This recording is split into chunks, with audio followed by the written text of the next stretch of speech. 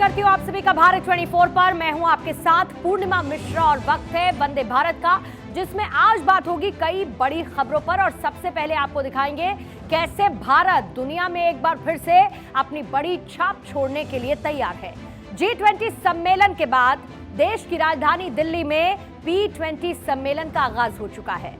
दिल्ली में एक बार फिर से दुनिया भर के नेताओं का जमावड़ा लगने लगा है। P20 शिखर सम्मेलन में G20 देशों के अलावा आमंत्रित देशों के संसद के अध्यक्ष, अंतर्राष्ट्रीय संगठनों के डेलीगेशन हिस्सा ले रहे हैं। और इस सम्मेलन का मोटिव क्या है, कैसे यशोभूमि सेंटर में इसका आयोजन कर भारत अपना यश बढ़ाएगा, इसकी पूरी रिपोर्ट कुछ देर बाद आपकी टीवी स्क्रीन पर होगी। और P20 के बाद आपको MP के चुनावी रण में दिग्विजय ने कैसे सियासी उबाल ला दिया दिखाएंगे। दिग्विजय सिंह के एक कथन ने कांग्रेस को एक बार फिर से संकट में डाल दिया है। PFI पर जो दिग्विजय ने कहा उसे बीजेपी को बैठे बिठाए एक मुद्दा मिल गया है। इसके साथ मध्य प्रदेश के बाद आपको बिहार लिए चलेंगे, जहां पर ट्रेन हादसे के बाद कई सवाल उठे हैं। बक्सर में हुए ट्रेन डिरेल में 5 लोगों की जान चली गई, 100 से ज्यादा लोग घायल हुए। लेकिन सवाल यह है कि बक्सर में ट्रेन डिरेल कहीं लापरवाही का खेल तो नहीं। इधर देश में एक ऐसा मुद्दा है जिस पर हमेशा से सरकारें घिरती आई हैं, और वो है बेरोजगारी।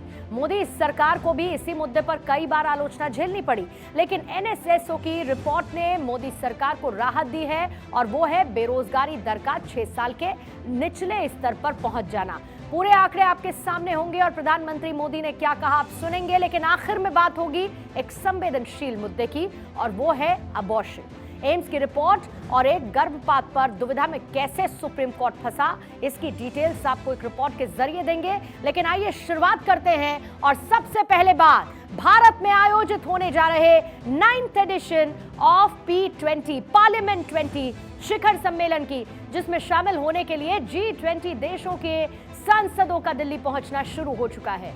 P20 सम्मेलन G20 से ही जुड़ा हुआ है, और एक बार फिर दुनिया के मुद्दों पर दिल्ली में चर्चा होगी।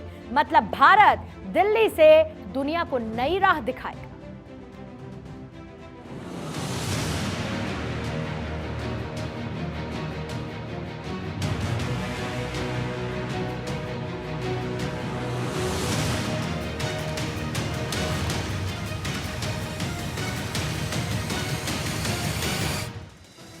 G20 शिखर सम्मेलन के सफल आयोजन के बाद अब राजधानी दिल्ली में P20 का आयोजन होने जा रहा है।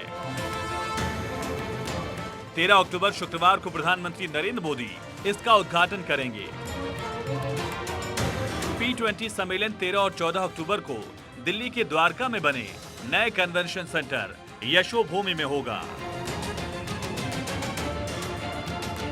G20 की तरह इसके लिए भी दिल्ली को सजाया गया है।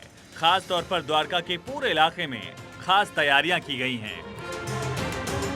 संसद के अपनी संसद के अंदर अपनी संप्रभुता के आधार पर और वैचारिक दृष्टिकोण को अपनाते हुए किस तरीके से इस लीडर डिक्लेरेशन के माध्यम से हम वैश्विक चुनौतियों का समाधान कर सकते हैं। लोकतंत्र के अंदर चर्चा, संवाद, सामूहिकता से काम करना, इस कार्यशैली के आधार पर मुझे लगता है कि आने वाले समय में P20 की ये समिट भी एक नया दृष्टिकोण विश्व को देगी। लेकिन आपके मन में एक सवाल चल रहा होगा, आखिर ये P20 है क्या? तो आपको बता दें, P20 सम्मेलन में G20 देशों की संसदों के पीठासीन हिस्सा लेते हैं। G20 से जुड़ा हुआ है P20 समिट। G20 में शामिल देशों की संसदों के पीठासीन लेते हैं हिस्सा। P का मतलब पार्लियामेंट है। देशों की संसदों के अध्यक्ष तमाम मुद्दों पर करेंगे चर्चा। हर साल G20 के बाद P20 बैठक होती है। इस बार भारत कर रहा P20 की मेजबानी। भारत में हो रहा 9वां P20 सम्मेलन। प्रधानमंत्री नरेंद्र मोदी शुक्रवार को G20 सदस्य देशों की संसदों के पीठासीन अधिकारियों के साथ बैठक करेंगे। इस बैठक में कई अहम वैश्विक मुद्दों पर चर्चा होगी। लैंगिक समानता, पर्यावरण, लोकतंत्र की शक्ति, महिला नेतृत्व विकास, हरित ऊर्जा, इन तमाम मुद्दों को लेकर चर्चा की जाएगी। भारत में हो रहे P20 सम्मेलन की थीम वसुधैव कुटुंबकम, यानी एक पृथ्वी, एक कुटुंब, एक भविष्य के लिए संसद, ये है। भारत की तरफ से लोकसभा अध्यक्ष ओम बिरला इस समिट में हिस्सा लेंगे। इसी तरह बाकी देशों के संसदों के प्रमुख भी बैठक में शामिल होने के लिए भारत पहुंच रहे हैं, जिनके स्वागत के लिए पहले से ही तमाम तरह की तैयारियां हो चुकी हैं। साथ ही सुरक्षा के भी तमाम पुख्ता इंतजाम दिल्ली में किए गए हैं। Bureau report, Bharat 24। मध्य प्रदेश के पूर्व सीएम दिग्विजय सिंह के एक कथन ने प्रदेश की राजनीति में भूचाल ला दिया। पीएफआई को पहले डिफेंड और फिर उस पर सफाई, लेकिन तब तक तीर कमान से निकल चुका और इसका फायदा उठाया बीजेपी ने और कांग्रेस को घेर लिया और इसकी कमान संभाली खुद सीएम शिवराज सिंह चौहान ने। शिवराज ने पूछा कि क्या कांग्रेस आतंकी संगठन पीएफआई का समर्थन करती है? यदि पीएफआई के ऊपर कोई इस प्रकार का आरोप है तो आप 10 छापेमारी, हमें आपत्ति नहीं है। लेकिन देखने में आ रहा है कि जितने भी इन्होंने छापामारी की है 97% पे वो झूठे पाए गए। मध्य प्रदेश के पूर्व सीएम दिग्विजय सिंह ने पीएफआई को लेकर जो कहा, उसने प्रदेश में चुनाव का रुख बदल दिया है। दिग्विजय ने एक बार फिर कांग्रेस को संकट में डाल दिया। उज्जैन में पॉपुलर फ्रंट ऑफ इंडिया को जिस तरह से दिग्विजय सिंह ने डिफेंड किया, उससे बीजेपी को बैठे बिठाए मुद्दा मिल गया। मुख्यमंत्री शिवराज सिंह चौहान ने इस पर मंडला पहुंची कांग्रेस महासचिव प्रियंका गांधी से सवाल पूछ डाला। उन्होंने कहा कि प्रियंका गांधी सवाल का जवाब दें, क्या वो दिग्विजय सिंह के बयान का समर्थन करती हैं? आपकी पार्टी के नेता पूर्व मुख्यमंत्री दिग्विजय सिंह पीएफआई पर कार्रवाई का विरोध कर रहे हैं। पीएफआई टेरर फंडिंग करती, आतंकवादियों को महिमा मंडित करना, सर्जिकल स्ट्राइक का विरोध करना, पीएफआई पर कार्रवाई का विरोध करना। आप मध्य प्रदेश आ रही प्रियंका जी, जवाब देना पड़ेगा, क्या दिग्विजय के बयान से आप सहमत हैं? दिग्विजय सिंह के बयान ने मध्य प्रदेश की सियासत में उबाल ला दिया है। मामला तूल पकड़ता देख दिग्विजय सिंह ने ट्विटर पर सफाई दी। कहा उनकी बातों को गलत तरीके से पेश किया गया है। सांप्रदायिकता भड़काने वाले संगठन पीएफआई का वो कभी समर्थन नहीं करते। धर्म के नाम से सांप्रदायिकता फैलाने वाले व्यक्ति और संगठन के खिलाफ वो सदैव रहेंगे। दिग्विजय बाबू, जिंदगी भर आप तो उग्रवादी आतंकवादियों का ही समर्थन किया है। मुझे याद है बाटला हाउस, आपकी नेत्री आंसू बहा रहे थे, आप आजमगढ़ पहुंच गए थे। आप ओसामा जी कहते हैं, इसलिए आपके मुंह से ये बातें अच्छी नहीं लगती है। आप तो जिंदगी भर आपकी पार्टी ने तुष्टीकरण ही की है और आज भी तुष्टीकरण ही कर रहे हैं। दिग्विजय सिंह ने पीएफआई पर अपने स्टैंड को क्लियर किया, लेकिन बीजेपी इस मुद्दे को किसी हाल में चुनाव के दौरान छोड़ना नहीं चाहती। Bureau report, Bharat 24। बिहार के बक्सर में फिर से बालासोर जैसी घटना हुई। ट्रेन बेपटरी हुई, लोगों की मौत हुई, चीख पुकार मची, किसी के सिर से बाप का साया उठा तो किसी ने अपने को खो दिया है। प्रधानमंत्री मोदी ने घटना पर दुख व्यक्त किया। वहीं नीतीश सरकार ने घटना पर दुख जाहिर करते हुए आर्थिक सहायता का ऐलान कर दिया। लेकिन सवाल ये कि रेलवे में आए दिन हादसे के पीछे की वजह क्या है?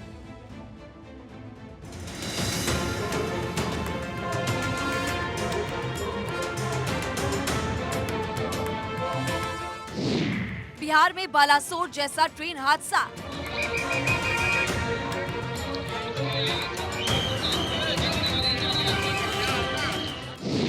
बक्सर में ट्रेन डिरेल, लापरवाही का खेल।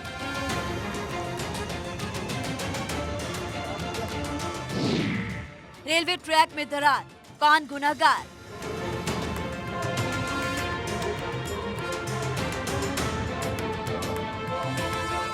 ट्रेन से बेपटरी 21 डिब्बे, टूटा हुआ रेलवे ट्रैक और टूटे हुए पहिए, और देखते देखते चारों तरफ हाहाकार और चीख पुकार मच गई। ट्रेन हादसे की ये खौफनाक तस्वीरें बिहार के बक्सर से सामने आई है, जिसने ओडिशा के बालासोर ट्रेन हादसे की याद एक बार फिर से ताजा कर दी है। देखिए कैसे खिलौने की तरह दूर दूर तक ट्रेन की बोगियां बिखरी दिखाई पड़ रही है।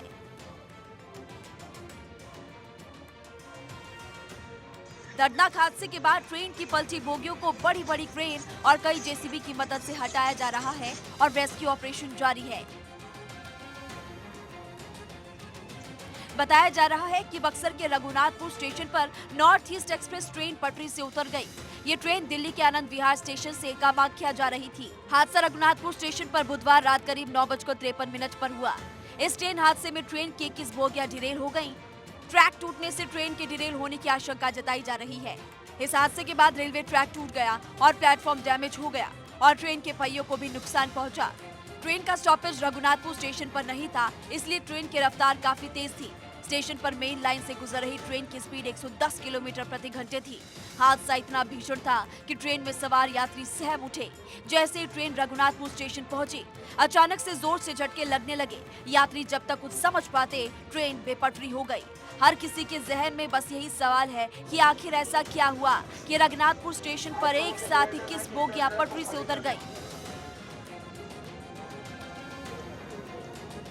अचानक हुए इस हादसे की वजह पता लगाने के लिए जांच जारी है, लेकिन बड़ा सवाल ये कि आखिर ये हादसा हुआ कैसे, कौन इसके लिए जिम्मेदार है?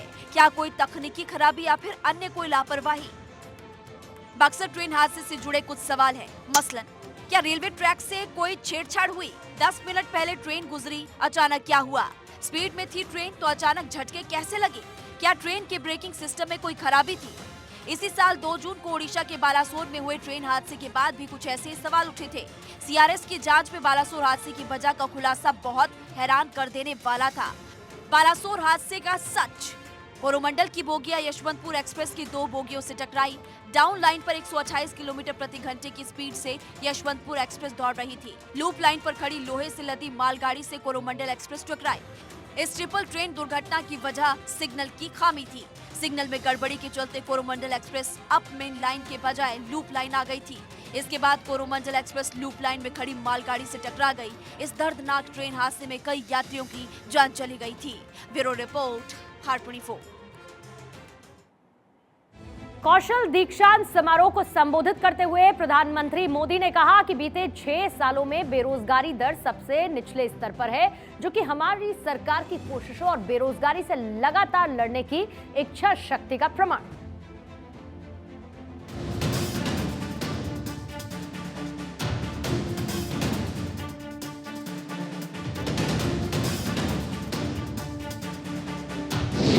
मोदी में है हरदम बेरोजगारी दर हुई कम। 9 सालों में काम शानदार, बढ़ा रोजगार। एनएसएसओ की रिपोर्ट में सामने आई जानकारी। कौशल दीक्षांत समारोह को वर्चुअली संबोधित करते हुए पीएम नरेंद्र मोदी ने कहा कि आज बेरोजगारी दर बीते 6 सालों के सबसे निचले स्तर पर है। उन्होंने कहा कि प्रधानमंत्री कौशल विकास योजना ने जमीनी स्तर पर कुछ साथियों को बहुत शक्ति दी है। प्रधानमंत्री नरेंद्र मोदी ने कहा है कि करीब 4 दशक बाद हम नई राष्ट्रीय शिक्षा नीति लेकर आए हैं। हमने बड़ी संख्या में नए मेडिकल कॉलेज, आईआईटी, आईआईएम या आईटीआई जैसे कौशल विकास संस्थान खोले हैं। करोड़ों युवाओं को प्रधानमंत्री कौशल विकास योजना के तहत ट्रेनिंग दी गई है। हमारी स्किल्स को भी हमें अपग्रेड करते रहना होगा। इसलिए इंडस्ट्री, रिसर्च और स्किल डेवलपमेंट संस्थानों का समय के अनुरूप होना बहुत आवश्यक है। किस स्किल में नयापन आ गया है, किसकी कितनी जरूरत है, पहले इस पर भी फोकस बहुत कम था। अब ये स्थिति भी बदली जा रही है। बीते 9 वर्षों में करीब 5000 नई आईटीआई देश में बनाई गई है। हाल ही में एनएसएसओ ने एक रिपोर्ट जारी की थी, जिसके मुताबिक देश में 15 साल के ऊपर की उम्र के नागरिकों में बेरोजगारी दर 3.2% दर्ज हुई है। एनएसएसओ की पीएलएफएस रिपोर्ट में जुलाई 2022 से जून 2023 के आधार पर यह आंकड़ा जारी किया गया है। पिछले साल बेरोजगारी दर 4.1% थी। 2020-21 में 4.2% और 2019 और 2020 में 4.8%, 2018 से 19 तक 5.8 और 2017 से 18 में 6%। कामकाजी उम्र की कुल आबादी में 57.9% लोग श्रम शक्ति में भागीदारी कर रहे हैं। 2017-18 में ये संख्या 49.8% थी। ग्रामीण क्षेत्रों में ये 50.7 से बढ़कर 60.8% हुई। शहरों में 47.6% से 50.4% हुई। गांव में बेरोजगारी कम हुई है। 2017 और 18 में 5.3% बेरोजगारी थी। 2022 और 23 में ये महज 2.4 रह गई है। शहरों में बेरोजगारी दर की अगर बात करें तो 7.7% से घटकर ये 5.4% पर आई है, जबकि 2017-18 में 6.1% भारतीय पुरुष बेरोजगार थे, जो अब 3.3 ही रह गए हैं। महिलाओं में बेरोजगारी दर भी 6.6% से घटकर 2.9 पर आ चुकी है। मोदी सरकार लगातार रोजगार मेलों का आयोजन कर रही है, जिसमें अब तक लाखों युवाओं को रोजगार मिला है।